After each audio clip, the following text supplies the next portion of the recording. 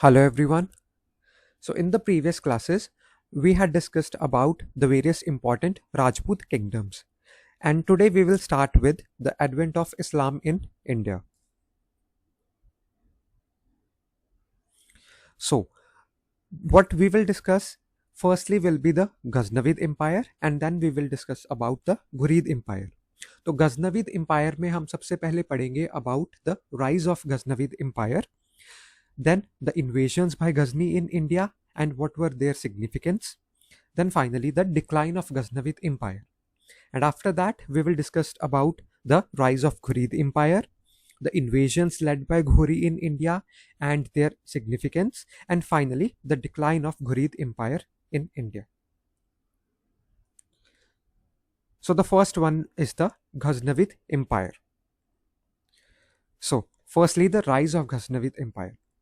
So in the late 10th century, a kingdom emerged in the Ghazni region of Afghanistan. So this kingdom, from the map we can see, this was the Ghazni region in the present day Afghanistan. तो यहाँ पे इस kingdom का main centre था जो कि late 10th century में arise की थी अफगानिस्तान में. However, अपने पीक टाइम पे it extended till present day Pakistan, northern India, Iran and Central Asian republics also.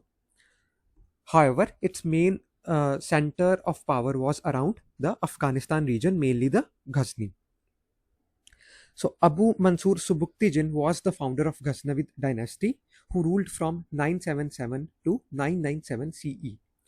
तो जो गजनविद एम्पायर था इसकी फाउंडेशन किसने की थी? वो की थी अबू मंसूर सुबुक्तिजिन ने, who ruled from 977 to 997 CE. Then in 998 CE, his son Mahmud ascended the throne and ruled till 1030 CE. तो after Subuktigin, his son Mahmud वो थ्रोन पे आते हैं, वो तख्त पे बैठते हैं, and he ruled from 998 CE to 1030 CE. He established a huge empire in the Central Asia with its capital at Ghazni region. तो अफगानिस्तान का ये जो गजनी रीजन था that was his main capital city, main power centre.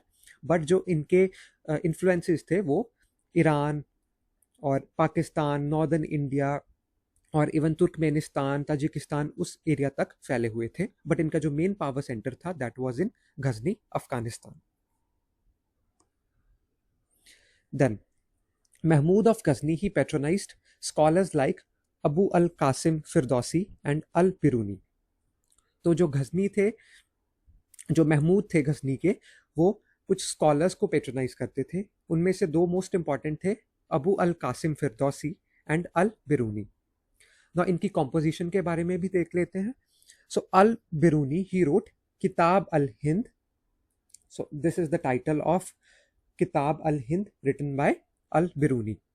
और फिरदौसी ने लिखी थी शाहनामा. तो अल बिरूनी और फिरदौसी की ये दो इंपॉर्टेंट कॉम्पोजिशंस थी during the time of Mahmud of Ghazni. Mahmud of Ghazni he raided India for the first time in 1000 CE. तो महमूद ऑफ गजनी का जो इंडिया पे पहला अटैक था वो 1000 CE में किया गया था. After that he is said to have invaded India 17 times till his death in 1030 CE. तो पहला जो अटैक था महमूद ऑफ गजनी के द्वारा इंडिया पे किया गया दैट वाज इन 1000 CE. उसके बाद बोला जाता है कि ही invaded India 17 times till his death in 1030 CE. However, his last attack was in 1027 CE, जो इंडिया में उन्होंने किया था, but he died in 1030 CE. So during his invasions, he destroyed temples, looted wealth, and thus became a hero for medieval Islamic historians. तो जिस time पे Mahmood of Ghazni ने India पे जब अटैक किए थे तो उस टाइम पे टेम्पल्स को डिस्ट्रॉय किया गया था. जो इंडिया की वेल्थ थी, संपत्ति थी, उसको लूट कर वो अपने रीजन में, गजनी रीजन में ले गए थे. एंड दस because of that he became a medieval Islamic historians hero. So because of the loot, Ghazni became a prosperous kingdom. तो यहाँ से जो इंडियन वेल्थ लूट करके वहाँ पे ली जाई गई थी, उसकी वजह से जो गजनी था वो एक प्रॉस्पेरस किंगडम बन गया था. So now the question arises, why he invaded India so many times? तो महमूद ऑफ गजनी ने इंडिया पे इतने सारे हमले क्यों किए?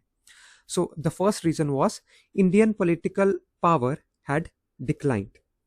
तो इंडिया की जो पॉलिटिकल पावर थी वो इस टाइम पे डिक्लाइन हो गई थी. जैसे हमने पढ़ा कि राजपूत किंगडम्स का डिक्लाइन हो रहा था because of in fighting and other reasons. तो इंडिया में एक पावर वैक्यूम क्रिएट हो गया था, जिसका फायदा जो गजनविद एम्पायर ने लिया और अपना बड़ा सा एम्पायर इस्टेब्लिश किया. So the Indian political power had declined due to lack of any strong power and the regional disputes. तो इसमें एग्जाम्पल राजपूत डिक्लाइन का दे सकते हैं, और उसमें भी ट्राईपार्टाइट स्ट्रगल के बारे में हम बता सकते हैं. That was the Kannauj triangle between the Rashtrakutas, Gurjara Pratiharas and Palas. The first reason was this, that Indian political power had declined. The second one was that he wanted to accumulate the vast amount of wealth that existed in India. तो since India में बहुत संपत्ति थी, बहुत अमीर था India, तो वो जो सारी वेल्थ थी इंडिया की वो अपने रीजन में वो लेके जाना चाहता था. तो second reason was this. The third was he wanted to transform Ghazni, his capital city, into a region of formidable power in the entire Central Asia's political scenario. तो जो महमूद का जो रीजन था गजनी का, अफगानिस्तान का, उसको वो सेंट्रल एशिया की एक सबसे बड़ी पावर के रूप में बनाना चाहता था, एक बड़ी पावर के तरह इस्टेब्लिश करना चाहता था. तो उसके लिए उसने इंडिया पे बहुत सारे हमले किए ताकि यहाँ से वो वेल्थ वहाँ पे लेके जाए और अपनी किंगडम को एक प्रॉस्पेरस किंगडम बनाए, ताकि पूरे सेंट्रल एशिया में उसकी पॉलिटिकल डोमिनेंस हो. So these were the reasons why he invaded India for so many times. Then the invasions by Ghazni. तो अब इन invasions को हम थोड़ा सा briefly discuss कर सकते हैं. So he was initially resisted by the Hindu Shahi rulers like the king Jaipal and then his son Anandpal. So it is D here, Anandpal. But both of them were defeated in the Battle of Peshawar that was fought in 1001 CE. सो जो गजनी ने India पे attack किए थे, तो initially उन attacks को Hindu Shahi rulers ने resist किया था. और रूलर्स कैसे थे? उनके नाम है for example king Jaipal and then his son king Anantpal. But वो दोनों ही गजनी से हार गए थे in the famous battle of Peshawar that was fought in 1001 CE. Then between 1000 CE and 1027 CE हमने पढ़ा कि महमूद ने इंडिया पे 17 बार 17 टाइम्स अटैक किया था. तो कुछ किंगडम्स यहाँ पे हम उनके नाम डिस्कस कर सकते हैं.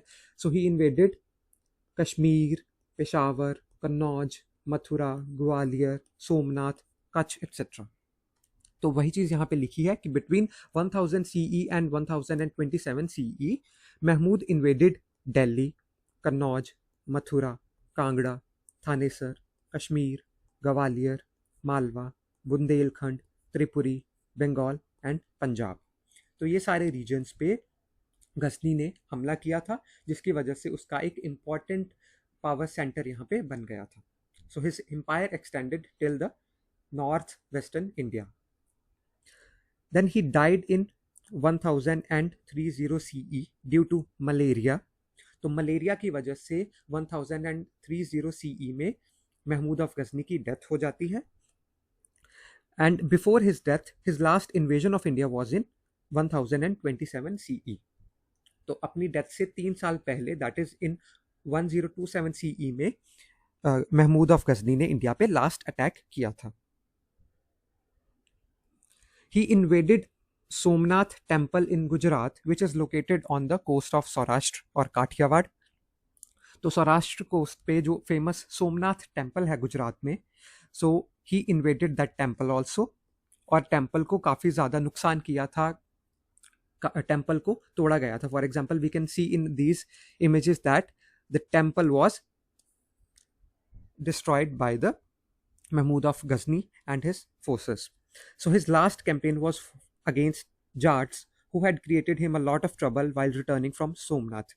तो सोमनाथ प्लंडर करके, सोमनाथ में इतनी डिस्ट्रक्शन करके, when he was going back towards his Ghazni empire, तो उस टाइम पे उसका जो लास्ट कैंपेन था, मिलिट्री कैंपेन था, दैट वाज अगेंस्ट जाट्स, जिन्होंने उसको रेजिस्ट किया था. तो this was his last campaign in India. So now we come on to the significance of invasions of Mahmud of Ghazni. तो जो अटैक्स महमूद ऑफ गजनी ने इंडिया पे किए, उसके क्या क्या इंपॉर्टेंट पॉइंट्स थे. The first one was that huge wealth was looted out of the country. तो इंडिया से बहुत ज़्यादा वेल्थ जो थी वो लूट करके अफगानिस्तान रीजन में ली जाई गई थी.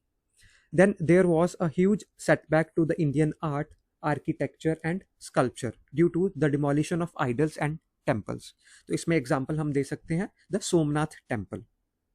तो टेम्पल्स को, आर्किटेक्चर, स्कल्पचर, उनको डिमोलिश किया गया था, डिस्ट्रॉय किया गया था. तो that was a setback to the Indian art and architecture. Then the Hindu Shahi rulers were uprooted. तो गजनविद जो इन्वेजन्स थे, उनसे पहले हिंदू शाही रूलर्स का नॉर्दर्न इंडिया में पावर था. ऑल्दो वो डिक्लाइन हो गया था, but still it was there. तो जो हिंदू शाही रूलर्स थे वो गजनविद इन्वेजन्स के बाद दे वर अपरूटेड, तो उनका रूल खत्म हो गया था. So this made the Indian frontiers weak. तो इंडियन फ्रंटियर्स, जो इंडियन बॉर्डर्स थे, वो वीक हो गए थे बिकॉज हिंदू शाही रूलर्स जो वहाँ पे रूल कर रहे थे वो वीक हो चुके थे. सो जब फ्रंटियर्स जो हैं, जो बॉर्डर्स हैं, वो वीक हो जाते हैं, तो there is a high tendency कि जो फॉरेन पावर्स हैं वो उस जगह पे अटैक कर सकती हैं, बिकॉज वहाँ पे पॉलिटिकल डोमिनेंस जो है वो कम हो चुकी है. वहाँ पे एक पॉलिटिकल वैक्यूम क्रिएट हो जाता है, जिसको फाइनली कोई और पावर आके ऑक्यूपाई करने की कोशिश करती है, और वही महमूद ऑफ गजनी ने किया. सो this made easier for other invaders to enter India into the Gangetic Valley at any time. So example हमने इसमें अभी पढ़ा, that is of Mahmood घोरिस invasion. So पहले था महमूद ऑफ गजनी का एम्पायर, उसके बाद में आएगा Mohammad Ghori's invasion of India. So the first one was Mahmud of Ghazni, and the second one जिसके बारे में हम आगे पढ़ेंगे, that is the Mohammad गजनी's empire. तो पहले नॉर्दर्न फ्रंटियर्स जो थे वो वीक होने की वजह से महमूद ऑफ गजनी ने अटैक किया और गजनविद एम्पायर बनाया. उसके बाद में वो फाइनली डिक्लाइन हुआ, और उसके बाद मोहम्मद घोरी, उसने अपना नया एम्पायर जो था वो इंडिया में इस्टेब्लिश किया था. So these were the significance of invasions. So finally we come on to the decline of Ghaznavid empire. So Ghaznavid empire disintegrated after the death of Mahmud. तो महमूद की डेथ हो गई थी 1030 CE में. तो उसके बाद में सिंस कोई स्ट्रॉन्ग रूलर उस टाइम पे नहीं था, तो हिज पावर डिक्लाइन, उसके the Ghaznavid power declined after his death. तो ये एक रीज़न तो ये था. उसके बाद में द लेट गजनविद्स, तो महमूद ऑफ गजनी के बाद में जो और रूलर्स थे वहाँ के, they were the late Ghaznavids. They were not that strong and had limited control over the smaller region. तो एम्पायर सिंस बहुत बड़ा था और रूलर कोई ज़्यादा एफिशिएंट नहीं था, तो इसके लिए एक वीक सेंटर वहाँ पे बन गया पावर का. उनका एरिया भी कम हो गया और कोई स्ट्रॉन्ग रूलर भी वहाँ पे नहीं था. तो ये एक रीज़न था गजनविद एम्पायर के डिक्लाइन का.